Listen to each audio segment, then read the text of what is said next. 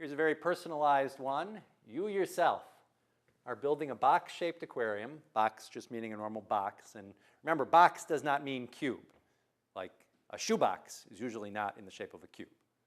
So a box-shaped aquarium with no top, so the fish can get some oxygen, and 2 square ends. And the material for the bottom, which doesn't need to be glass, costs $3 per square foot. And then the glass for the other 4 sides is $12 per square foot. At this point, the problem can go in 2 different ways.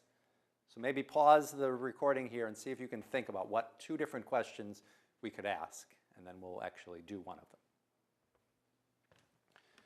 So 2 different things could happen. We could try to maximize the volume for a given cost, or we could try to minimize the cost for a given volume. So we're going to say you have a certain budget. So if your budget is $288, that's a funny number for a budget. If your budget is $288, what dimensions will give your fish the most room? So what dimensions will give the greatest volume?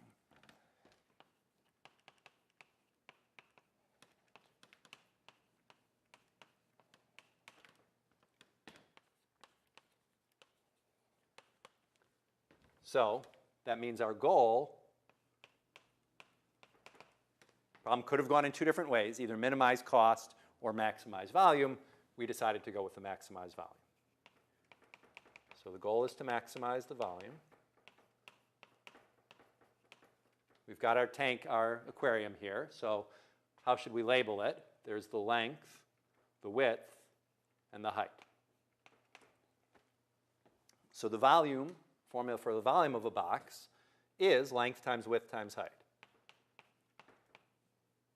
So we can see this is a little bit different than the ones that we've done before, because now volume is a function of 3 variables. In the last examples, it was always a function of 2 variables. That must mean that there's 2 other pieces of information we know in the problem. In the other ones, there was only 1 so-called constraint. In this case, there's 2 constraints. One is clearly the budget. There's one other important constraint here, which we'll use before we get to the budget. See if you can think of what that is. It is the fact that the ends are square. Anytime that you see in one of these problems that a shape is a square, that's crucial. The fact that the ends are square, what does that tell us about W and H? That says W and H are equal. So this is the same as saying W, meaning down here I can rewrite this as L times W, or LW squared. So we've already gotten it down to just 1 variable by using the constraint, by 2 variables, by using the constraint that the ends are square. The other thing that we know is about the budget, 288. So we also know something about that, which is that 288 is our total cost. So how many different pieces of material are we going to have to buy for this $288? We're going to have to buy the bottom and then the 4 upright faces. So let's look at the bottom first. Suppose the bottom were, say, 2 by 5. What would be the total cost of the bottom? If the bottom is 2 feet by 5 feet, you have 10 square feet, and each one of those square feet is supposed to cost you $3, so it would be 3 times 10, or 30 square feet. How did you get that? You took the area of the bottom, which was W times L, and you multiplied it by 3. So the cost of the bottom is 3 WL. That's the cost of the bottom. Now we have the 4 upright sides. They're not all the same. They come in 2 different varieties. There's the square ends here, which are W by W, and then there's these faces, which are W by L. So let's look at one of the square ones first. How many square feet does it have? It's W by W, so it is W squared, square feet, but there's 2 of them. So it's 2 times W squared, and how many dollars per square foot do those cost? That's 12. So W squared is the area of one of the square ends. We multiply 2 by 2 because we have to buy 2 of them, and then they cost $12 per square foot.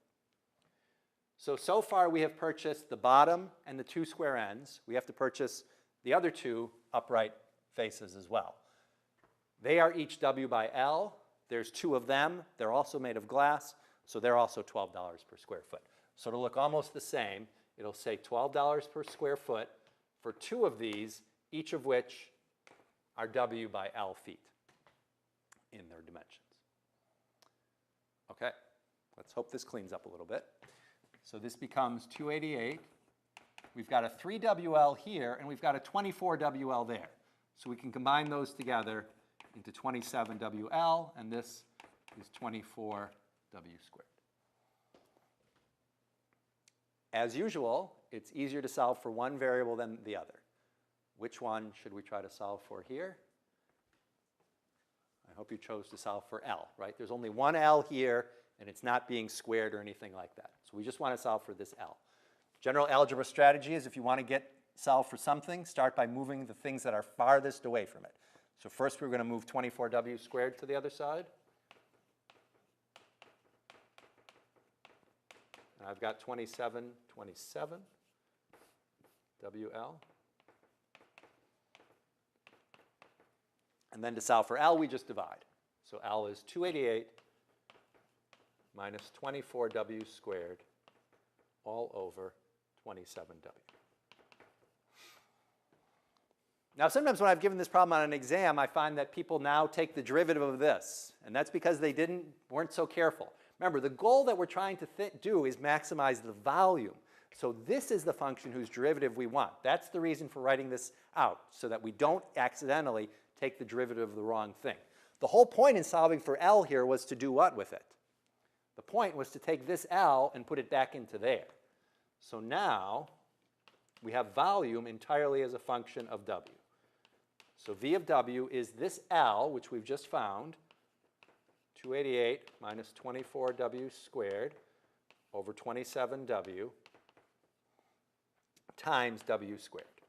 That's the function we want to take the derivative of, volume. Now, as written, what rules are you going to need to take that derivative? You're going to need the quotient rule inside the product rule. That will be very, very messy.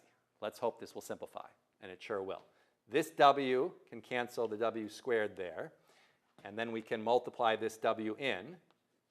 288W minus 24W cubed all over 27.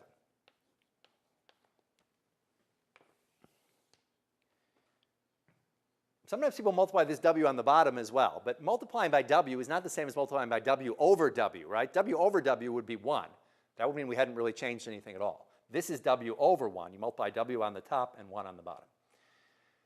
And again, some people still see this as a quotient rule, but and it's fine if you want to use the quotient rule, but you don't really need it. This 27 is a constant, so to emphasize that this is not a quotient rule, I'm going to write 1/27th out front, and then 288W minus 24W cubed.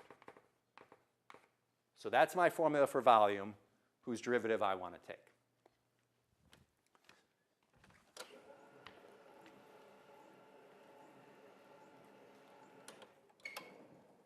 So now we take that derivative, V prime of W. The 1/27th out front is a constant, so it stays by our constant multiple rule. Derivative of 288W is just 288, and then minus 72W squared. We're supposed to check if this is what or what? Undefined or 0? Can this ever be undefined? No, there's no danger of dividing by 0 or anything bad like that. So all we have to do is set this equal to 0. And can 1/27th be 0? No. So it must be that this thing is 0. So it must be that 288 minus 72W squared equals 0. So 288 must equal 72W squared. So W squared must equal 288 over 72. Now do you see why we had that funny budget number of 288? 288 over 72 works out to be exactly 4, which is nice. That's a perfect square. So then what's W? W is 2, or W is negative 2. But this isn't an abstract problem where we're just looking at a function that doesn't represent anything particular in the real world. This function represents something about our aquarium. W is the width of our aquarium. There's no way we can have a negative width. So really the only relevant critical point for us is W equals 2. What do we want to do now? We want to make sure this is the max. right? We want to make sure to give the fish as much room as possible. So let's check. We hope it's the max. We can pick a number less than 2. We can pick 1. We plug 1 into this. 288 minus 72 will be a positive number. That's good. That's what we're hoping for. And we pick a number bigger than 2, like 3. This will end up being negative, which is also good. So yes, it is. Once again, our critical point worked out to be exactly what we were looking for. I wonder if that's going to keep happening. Is it silly that we're checking this, in other words, or is it a good idea to check? And have we done everything? We have not quite done everything. So thus, W should equal 2. H, remember H is the same as W in this problem because the ends are square. So H is also 2. And L, there must be a formula somewhere for L in terms of W, and there it is. 288 minus 24 times 2 squared over 27 times 2.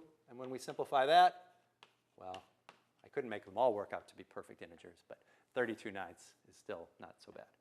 So there you go. You want to give your fish the most room for your money, $288. This is the best aquarium you can possibly make.